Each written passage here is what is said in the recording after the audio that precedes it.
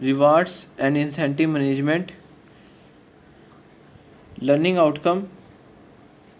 On studying this unit, the learner will be in position to understand the significance of incentives in achievement of motivation and group morale. Introduction. The term incentive is used to describe material and non-material benefits given to employees in addition to their normal shares to induce them to go that extra mile towards promoting productivity and efficiency of the enterprise. It is generally felt that performance of personnel either as individuals or as members of a group is below par when compared to their capabilities, skills, and capacities. Incentive systems are meant both to motivate an employee to earn more by working hard and also reinforce positive behavior on his part by rewarding good performance for healthier organizational climate. Incentive administration must have a baseline standard so that performance over and above the specified standard can be rewarded. These incentive plans are linked directly or indirectly to the standards of productivity or profitability of the organization or to both criteria. McGinson 1967 defines incentive wages as the extra compensation paid to an individual for productivity over a specified magnitude which stems from the extent of more than the normal skill, effort, or concentration when accomplished in a predetermined way involving standard tools, facilities, and materials. Currently, the emphasis in payment by results schemes is on teamwork more than individual effort. Schematic diagram below depicts the process of incentive offering financial inducements above and beyond basic wages and salaries. Job evaluation to determination of basic pay and fringe benefits, then to payment of salary for minimum standards prescribed. Next, performance evaluation, then determination of extra work as compared to the base, then empty. Motivation and incentives. Reiterating the importance of motivation, EFI Brach states the problem of motivation is the key to the management action, and in its executive form, it's and in its executive form, it is among the chief tasks of the general manager. We may safely say that working of an organization is a reflection of motivation from the top. On the basis of our definition, it can be said that motivation is a tendency which keeps a person attentively and purposely engaged in achieving goals. Motivation arises from obvious and tacit factors that form employee psychology. Questions like why some employees feel alienated in an organization, why some resist their own skills and capabilities. These and such other questions had to be inquired into if we have to grasp fully the meaning, nature, and scope of motivation for both social and utilitarian purposes.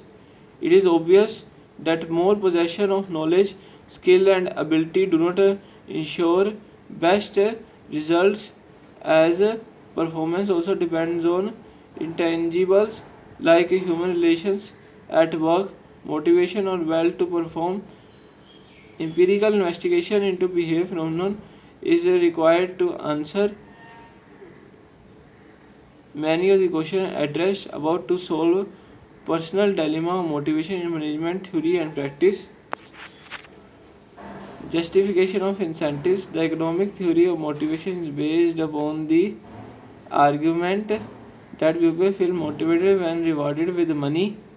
This gives a utilitarian orientation to incentive management.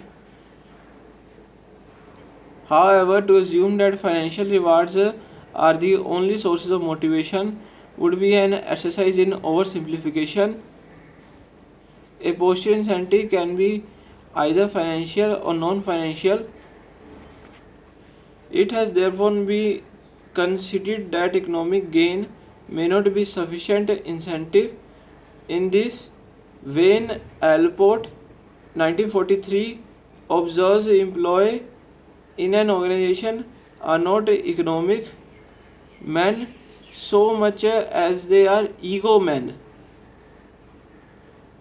What they want above all else is credit for work done, interesting tasks, appreciation, approval, and contingent relations with their employment and fellow workers. Non material incentives take the form of recognition of good work through appreciation letters, merit certificates, medals, more meaningful involvement in decision making, opportunity for self growth, associational attractiveness, and ideal beneficence by Barnett's technology. R.K. Misra 1973 favors the judicious use of both monetary and non-monetary incentives to achieve productivity, while budgetary restrictions and temporary improvements in performance place a limit on the potential of financial incentives as motivators. Non-financial incentives demand only human ingenuity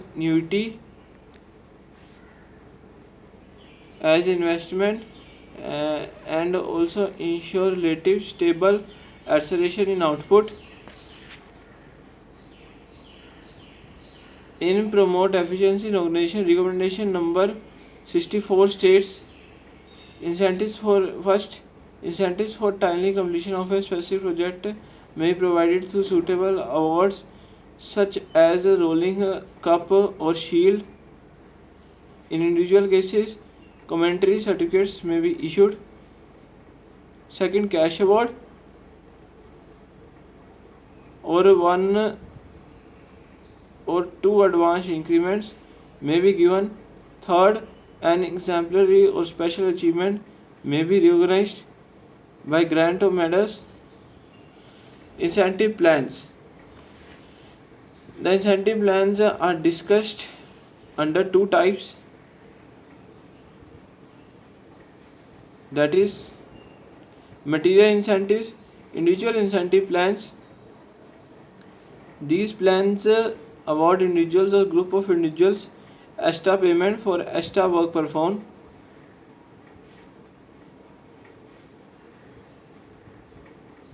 Modern innovation metrics such as return or innovation investment ROI aid in evaluating and rewarding new product teams and establishing credible link between new product performance and corporate incentives. According to Loudon, the purpose of individual incentive plans is to offer financial incentives for worker or group of workers to produce work of an acceptable quality over and above a specified quantity. Individual incentive plans can be categorized into piece rate plans and production bonus plans. There are, however, problems in instituting individual incentive plans. Advantage that differential criteria is adopted to reward performance which is just to more materials. Employee and individual performance is given recognition apart from group. Disadvantages are that payout may be subjective, it can be divisive and adversely affect the working of informal organization. Merit pay. The merit increase program is implemented when funds are designated for the purpose by the institution administration dependent upon availability of funds and other constraints. Main disadvantage in assessment criteria employed may be subjective. Robert and Waswin 1966 observed that there are several specific common sense consideration establishing any such plan. Ensure that effort and rewards are directly related. Second, make the plan understandable and easily calculated by the employees. Third, set effective standards. Fourth, guaranteed standards.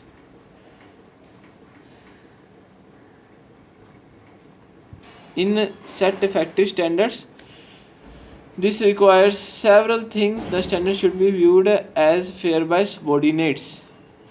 Guarantee standards, view the standards as a contract with your employees. Once the plan is operational, great caution is to be used before decreasing the size of incentive in any way.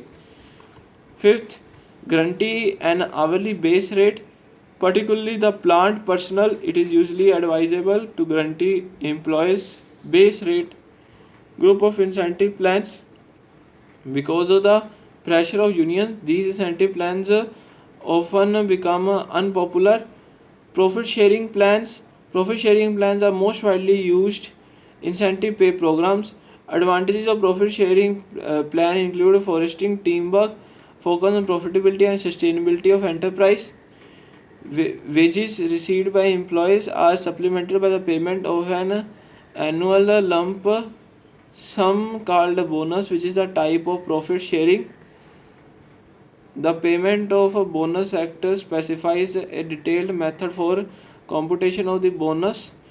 Only employees drawing up to rupees 3,500 per month are entitled to bonus under the act, but the bonus is calculated on the maximum salary of rupees 2,500 per month.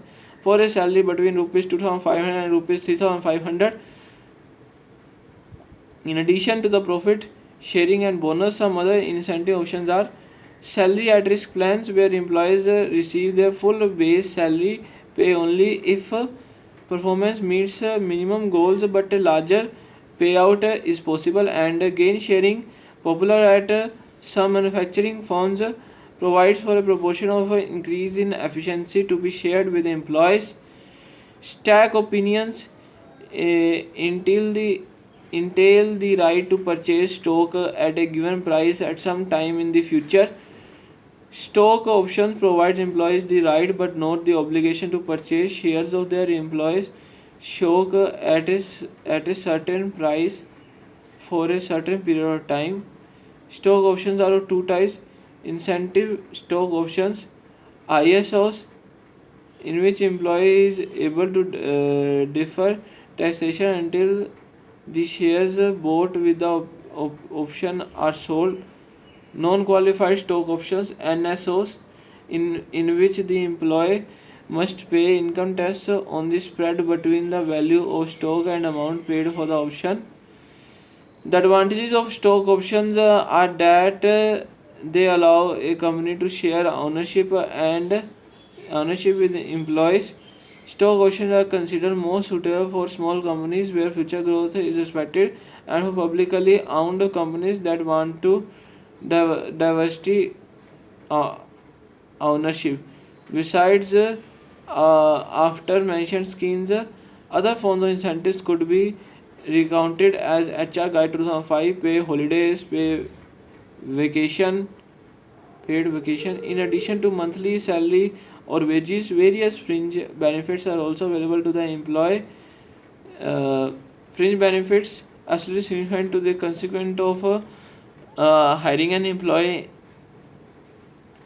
The compulsory fringe benefits are as follows: annual benefits, monthly contribution to a provident fund, terminal guarantee, contribution towards employee state insurance scheme, house rent allowance to workmen.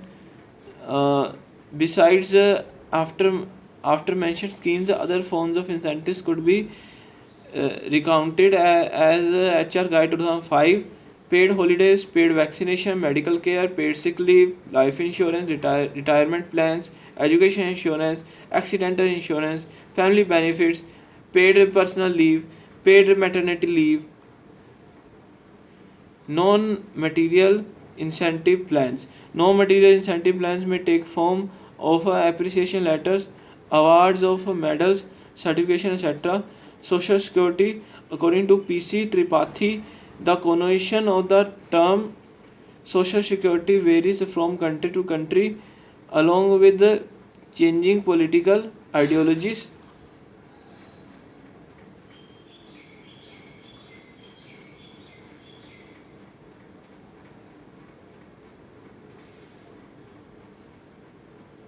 According to Social Society Minimum Standards Convention number 102 adopted by International Labour Organization 1952, following are the 9 identified components of Social Security: medical care, sickness benefit, unemployment benefit,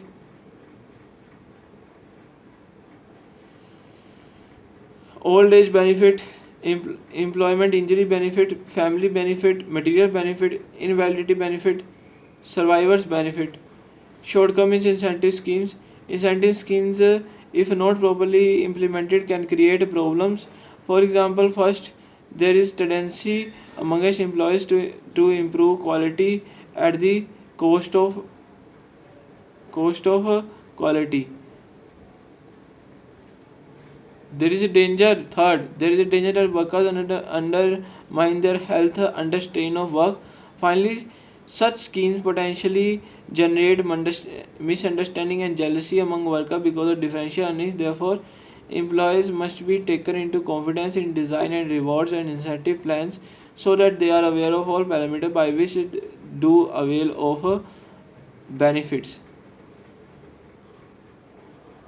Conclusion: the crux of the discussion is rewards and incentives are important to motivate employees towards excellence. Key concepts: incentive. Incentives are offered to motivate employees towards better work performance and improved commitment towards the organization purpose. Motivation: goal directional behavior is motivated behavior. References: motivation study analyzes human needs, motives, and drives which create an achievement orientation in an employee.